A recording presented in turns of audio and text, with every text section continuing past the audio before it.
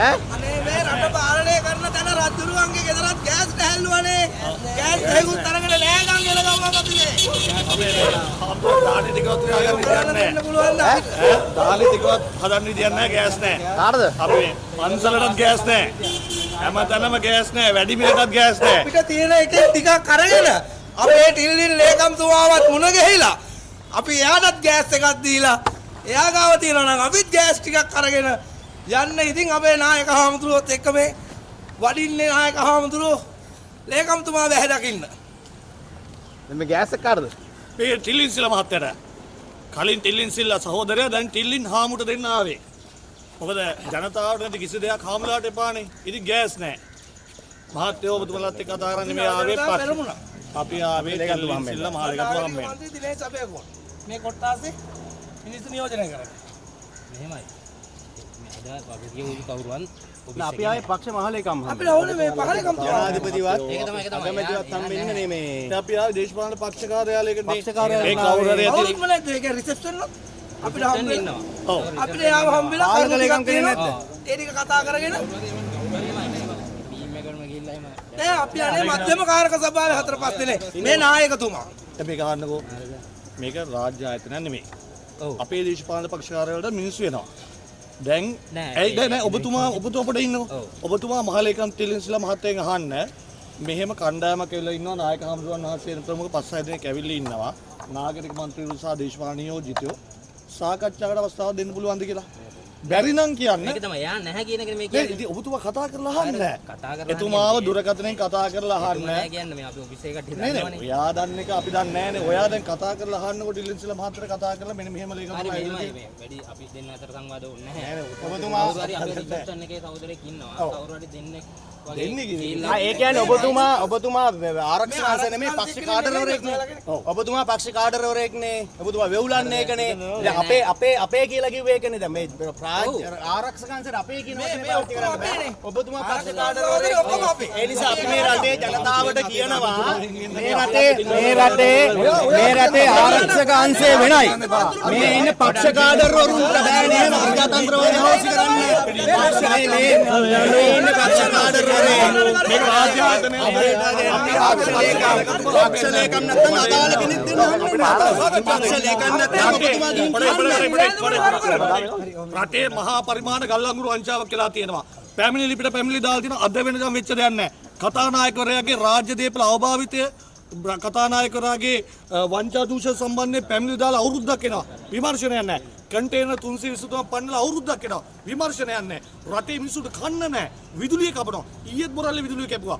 මීගම විදුලිය කපනවා. මොකද්ද මහත්තයෝ මේ කරන්නේ? අපි එන්නේ රටේ ජනතාවේ ප්‍රශ්න අරගෙන. පක්ෂ කාර්යාලයක මහලේකම්තුමා හම්බෙන්න දෙන්නේ නැත්තම් මොකද්ද මේක? වහලා දාන්න. රටේ කාටවත් ඒකින් අපි යනවා හම්බෙන්න පුළුවන්. එහෙනම් ඉතින් ඔබතුමා පක්ෂ කෙනෙකුට කියන්න ගිහිල්ලා මේ අපි ආවේ මෙයාලගේ ෆයිල් බාර දෙන්න. මෙයාලගේ ෆයිල් බාර දෙන්න. ආණ්ඩුවේ ෆයිල් බාර දෙන්න අපි ආවේ. පෞද්ගලිකයන්ගේ ෆයිල් ලැබුවානේ. අපි ආවේ ඔයාලගේ ෆයිල් බාර දෙන්න. අපි ඔයාලගේ ෆයිල් බාර දෙන්න ආවේ. පරණ ෆයිල් නෑ පක්ෂ කාර්යාලයකට කොහොමද මේ රාජ්‍ය ආරක්ෂාව රාජ්‍ය ආරක්ෂාව දෙන්න ඒක පක්ෂ කාර්යාලයකට රාජ්‍ය ආරක්ෂාව දෙන්න කොහොමද? රාජ්‍ය ආරක්ෂාව මේ රාජ්‍ය දේපල අවභාවිතාව. මේ අහන්න මේ රටේ මිනිස්සුන්ට අපි කියනවා මේ ඉන්න මේ රටේ මිනිස්සුන්ට අපි කියනවා මේ ස්පෙෂල් STF එකත් එක්ක පක්ෂ කාඩරවරේ වෙවුලනවා මේ වෙවුල. එතුමා කියනවා අපේ පක්ෂ කවුරුත් නැහලු. මේ පොලිසිය මහත්තුරු කියන්නේ නැහැ අපේ පක්ෂ කියලා. ඒ නිසා ඔබතුමා මෙතන පැහැදිලි මේ රටේ ජනතාව මෙන්න සම්පත් මෙන්න රාජ්‍ය සම්පත් මංකොල්ල කරනවා. මෙන්න රාජ්‍ය සම්පත් අවභාවිතාව. රාජ්‍ය ආරක්ෂක අංශය දාලා පෙළවත්ත පක්ෂ කාර්යාලයට. මහින්ද රාජපක්ෂ මහත්තයා දැම්මද නෙළුම් මාවතට? මෛත්‍රීපාල සිරිසේන මහත්මයා ශ්‍රී ලංකා නිදහස් පක්ෂ බාහිරට දැම්මද? දැම්මේ නැහැ. හැබැයි මෙන්න තිරිකොතට දැම්මද? රනිල් වික්‍රමසිංහ දැම්මේ නැහැ. දැම්මේ නැහැ. අද මොකද වෙලා තියෙන්නේ? එහෙනම් මේ රටේ මිනිස්සු දැනගන්න ඕන මේ தত্ত্বය. ජනාධිපතිතුමා ඉන්නකොට ප්‍රශ්න නැහැ. දැන් ජනාධිපතිතුමා නැහැනේ. ඔය එන්නේ කවුද මහලේකම්තුමාද? පක්ෂ වාහනද මේ පක්ෂ වාහනද මේ රජයේ වාහන නෙමෙයි. රජයේ වාහනයක් රජයේ වාහන නෙමෙයි. රජයේ වාහන නෙමෙයි. ඒ වාහන රජයේ වාහන අර බලන්නකෝ. මේ මේ අර රජයේ වාහනවල මාධ්‍යංශ බලවත් මාධ්‍යංශ කට්ටිය රජයේ වාහන පාවිච්චි කරනවා. රාජ්‍ය දේපල අවභාවිතාව. ඒක නවත්තන්න ෆයිල් 150 කට පෙන්නුවා. හැබැයි අපි ෆයිල් ආවම ඒකට සාකච්ඡාවක් දෙන්නේ නැහැ. අපි මේ පක්ෂයේ මධ්‍යමකාර සභාවේ ටිකක් ආවේ සුවද සාකච්ඡාවට. හැබැයි අපි කියනවා ටිල්ලින් සිල්ලට එන්න ගියාපිය මේවට උත්තර දෙන්න ගියාපිය. බැරි නම් කුදලන් යන්න ගියාපිය. අපි යන්නේ නැහැ. අපි ඒක බේර ගන්න ආවේ. අපි යන්නේ කොයි පාරේ විජේවීර ගිය පාරේ කිව්වා වගේ අපි යන්නේ කොයි පාරේ මේ රටේ මිනිස්සු පෙන්වන හරි පාරේ අපි යන්නේ. මේ සංඝයා වහන්සේ කෙනෙකුට දානේ උයා ගන්න ගෑස් ටිකක් නැහැ. උත්තර දෙන්න කොහම මැඹරේනවා. ජනතා පෙරමුණේ නායක සුගීෂ්වර බණ්ඩාර අපේ ප්‍රධාන අනුශාසක පුජ්‍ය වලම්පිටියේ සෝන්දම නාගරික මන්ත්‍රී ආමතුරු නාගරික මන්ත්‍රී දිනේෂ් අබේකෝන් උපදේශ විභාග මහතා නියෝජ්‍ය නායක වික්‍රම කිසිල් සොයිසා නාගරික මන්ත්‍රී දාගෙන ඉන්න ඕනේ. ඒ සාමාන්‍ය පක්ෂ මහලගම්වරයෙක් හම් වෙන්නේ අපේ පක්ෂවල නම් අපේ මිනිස් වෙනවා. ඒ කියන්නේ මේ බලය ගන්නවලුත් එහෙමද? බලය ගන්න නෑ බලය ගත්තට පස්සේ වෙනස් වෙනවා. වෙනස් වෙලා. සහෝදරයා හාමු වුණා. හරි සමාන. ටිල්ලින් හාමු හම්බෙලා දෙන්න. නෑ ටිල්ලින් සිල්ල හාමු මහත්තයා හම්බෙලා දෙන්න පුළුවන්ද අපිට? දෙන්න පුළුවන්. හරි. කවද්ද? දෙන්නකෝ ඔයගොල්ලෝ අවශ්‍යතාවයයි මේක. අවශ්‍යයි නේ. දැන් ඔබතුමන්ලා බලය ගන්න කලින් ඔබතුමන්ලාට මතක ඇති වසන්ත සමරසිංහ මහත්තයා අනුර කුමාර මහා මන්ත්‍රීතුමා ෆයිල් ගන්නවා පෙන්න මේ රටේ වංචා දූෂණ සම්බන්ධයෙන් ලොකු වෙලිදරවක් කරා. ඔබතුමන්ලා බලයට ඇවිල්ලා මාස 16යි. අපි මේ රටේ විශ්ව ප්‍රධාන වංචා දූෂණ 10ක් සම්බන්ධයෙන් ෆයිල් අරගෙන ආවා. මොකද අපි මේවා සම්බන්ධයෙන් අපරාධ පරීක්ෂා දෙපාර්තමේන්තුවට පැමිණිලි කරලා තියෙනවා. අල්ලාසෝ දූෂණ කොමිෂන් සභාවට පැමිණිලි කරලා තියෙනවා. විභාගයක් වෙන්නේ නැහැ. අද අපරාධ පරීක්ෂා දෙපාර්තමේන්තුව මෙහෙවන්නේ බලවත්තේ මහ ලේකම් තිලිසිල මහත්තයා නියෝගය මත. අද අපරාධ පරීක්ෂණ දෙපාර්තමේන්තුව වගේ මල්ලසෝ දූෂණ කොමිෂන් සභාවට නියෝග දෙන්නේ බලවත්තු මූලස්ථාන. ඉතින් ඒ නිසා අපි මේ රටේ විතර මේ මහා පරිමාණ ගල් අඟුරු වංචාව ගැන කරුණු කියන්නේ. කතානායකතුමාගේ රාජ්‍ය දේපල අවභාවිතාව ගැන කරුණු කියන්නේ. කන්ටේනර් 323 පැන්නීම ගැන කරුණු කියන්නේ. වසන් සමසිංහ මහත්තයා ලාල්කාන්ත මහත්තයා ගෙවල් හදන්න සල්ලි හොයාගත්ත ක්‍රමය ගැන අපි කරුණු කියන්නේ. ක්‍රිප්ටෝකරන්සි දාපු වසන් සමසිංහ මහත්තයාගේ ක්‍රිප්ටෝකරන්සි ගැන හොයන්න කියලා කියන්නේ.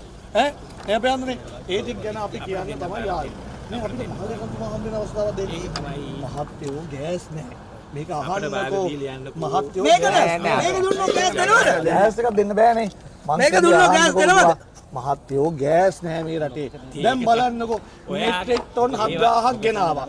7000 ගෙනාලා පැය 24ක් යන කලින් ගෑස් මිල වැඩි කරනවා පැය 24ක් කලින් මෙට්‍රික් ටොන් 7000 කරලා. කොහොමද පාඩුව?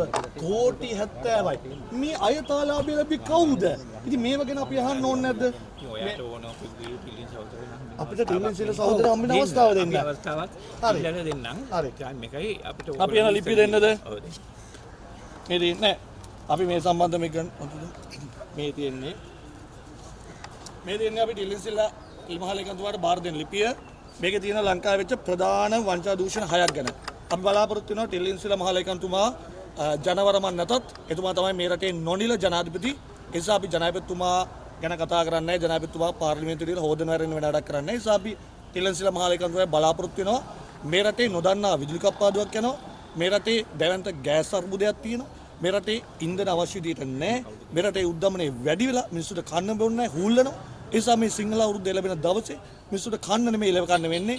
කොහා නෙමෙයි හදලා තියෙන කනකොක. ඒ නිසා අපි ටිල්ලින් සිල්ල මහලේකම්තුමාගෙන් බලාපොරොත්තු වෙන මේකට සාධාරණ පැහැදිලි උත්තර ලැබෙයි. අපිට අවස්ථාව ලැබෙයි කියලා. ඒත් එක්කම තමයි එක ඉල්ලීමක් කරනවා. ඔබතුමා මේක බාරගත්ත කියලා පොඩ්ඩක් ලියලා මට ඔබතුමා කවුද පක්ෂේ? තාක්ෂණය තමයි ඉස්සරහ පිළිගැනීමේ කම්ප්ලේන්ට් ලිපි සම්බන්ධ හරි මතුමනේ මෙන්න මේක පොඩ්ඩක් ලියලා ඔබතුමා රජයේ දෙන්නේ ඔබතුමාගේ මහලේකම්තුමාව දැනුවත් කරන්න තව එක ඉල්ලීමක් තියෙනවා. පෙරේදා පොලිසිය 4ම ස්ථානාධිපතිවරු ගෙන්නලා මාරගම පොලිසියේ හවසට කරන්ට් කපන්න තීරණය කරා. හරිද? වීදි ලාම්පු මේක දැන් ඔබතුමාලා බාරගත්ත කියලා නැත්නම් ෆොටෝ එකක් ගන්න. ෆොටෝ එකක් ගන්න. ටග්ගල කොපිය කරගෙන. හරි මෙහෙම කරන්නකෝ. මුල් පිටපත බාර ගනිමි කියලා අපේ එක ලියලා දෙන්නකෝ. ඔෆිස් එකේ නම් දන්නවනේ ක්‍රමේ. පක්ෂ නායකතුමා ඔයා ලියා ගන්න. මුල් පිටපතේ ලියන්නයි ඈ. අපි ගාව කොපිය දිනනවා. ඒක නෑ නේ කොපිය නෑ. හරි මේකේ කොපිය කරගෙන යන්නකො ටග්ගල. කො සමන් මාතා. ටග්ගල කොපිය කරගෙන අරන් එන්න. ඔය තියෙන මේ ඔයගොල්ලන්ගේ මේකේ print out එකක් ගන්න පුළුවන්. අපි නම් ආවොත් දෙනවා එහෙම print out එකක්. ඒ දෙන්න දෙන්න. හරි අරගෙන. මට පොඩි ප්‍රශ්නයක් තියෙනවා. අනේ මේ මහත්තයෝ මෙච්චර පොලිසිය ගෙන්නන්න එපා. අපිට ඉන්න මේ නියෝජනකට දැන් අපි මේ සුවද සාකච්ඡාවේ උද්ඝෝෂණ නෙමෙයි. අපි උද්ඝෝෂණයක් කරන් එනවා නම් මෙතන 4500 කරන් එන්නේ. ඒකට තව පොඩි කාලයක් ගන්න. තව මාසයක් දෙකක් තව පොයක් දෙකක් අපි ගමු. ඉතින් සුවද සාකච්ඡාවට මෙච්චර ඔබතුමා ආරක්ෂක අංශද පක්ෂ කාඩරවරයෙක්ද? ඉතින් පොලිසිය කොන්ද කඩලා තියෙන්නේ. පොලිසිය කොන්ද කඩලා තියෙන්නේ. කවුරු තවුනා මේ පක්ෂ කාඩරවරු දෙන්නෙත් දාලා ඉස්සරහට දාලා පොලිසිය කොන්ද කඩලා මේ රටේ ආරක්ෂක අංශය බල්ලට දාලා තියෙන්නේ. ලැජ්ජයි මාත්‍යෝ. තමුන්නාන්ස රටේ යුද්ධ කරලා මේ රටේ කොන්ද කෙලින් දියාගත්තා. අද STF එක පස්සට දාලා මේ ත්‍රස්තවාදී පක්ෂ කාඩරවරු ලියලා දාලා දිනවා. ඕගොල්ලෝ කවුද? ඒ මිනිස්සු නැත්තම් ලැජ්ජයි මේ රටේ මිනිස්සුන්ට. මෙන්න ප්‍රජාතන්ත්‍රවාදය. මෙන්න ප්‍රජාතන්ත්‍රවාදය මේ රටේ. අපි අය ඔබතුමා වෙවුලන්නේ. මෙච්චර වෙවුලන්නේ පොලිසිය ඔබතුමා. අපි නිරායුධ සාමකාමීව ජනතාව නියෝජිතයෝ මන්ත්‍රීවරු ගැසට් කරමු. ජනතාවගේ ප්‍රශ්න අපි තමයි ගේන්න ඕනේ. තව මාස පොය දෙකකින් ජනතාවගේ විරෝධයෙන් නැගිලා පාරටම පොලිසිය නෙමෙයි ත්‍රිවිධ හමුදාව නැග්ගත්තුවත් ඔය පැලවත්තේ බංකර් වල හැංගිලා ඒව බේරන්න බෑ. ඒ නිසා කරුණා කරලා පොලිස් විකාරික මේ අයින් කරලා ඔබතුමාට අපි පිටට දෙනක පොඩ ඉන්න. දැන් මේ පක්ෂ කාර්යාලේ කවුරුත් වගේ කිය යුතු කෙනෙක් නැහැ. දැන් අපිට අත්දැකීම් තියෙනවා නායකතුමා පහුගිය කාලේ මේ ජනතා විමුක්ති පෙරමුණ ජනාධිපති ලේකම් කාර්යාලයට එනකොට ඒ අදාළ ජනාධිපතිගේ පක්ෂ කට්ටිය මේ ඉස්සරහට ආවේ නැහැ. එක්කෝ ජනාධිපතිගේ ආරක්ෂක අංශය ආවා. නැත්නම් STF පොලිසිය නැත්නම් ලේකම්වරයෙක් ආවා. දැන් කවුද මේ ජනතාවගේ ප්‍රශ්න විසඳන්න දෙන්නේ? මේ රටේ ආර්ථිකය ගැන දන්නේ නැති, මේ රටේ දේශපාලනය ගැන නැති, අර පන්ති පහ ඉගෙන ගත්ත පන්ති පහ ඉන්දියානු ව්‍යාප්තවාද නැහැ. කාඩරවරු තමයි පොලිසියට කියන්නේ. තාම කනගාටු වෙන අපි මේ තත්ත්වය පිළිබඳව. ඉඳාම කනගාටු මේ රටේ ජනතාව 68 ලක්ෂයක් ඡන්දෙ දුන්න මිනිස්සු කල්පනා කරන්න ඕන මේ රටේ ආරක්ෂාවට, ජාතික ආරක්ෂාවට පොලිසියේ හමුදාවේ කොන්ද කැඩීම් පිළිබඳව මේ රටේ ජනතාව ලැජ්ජ වෙන්න ඕන.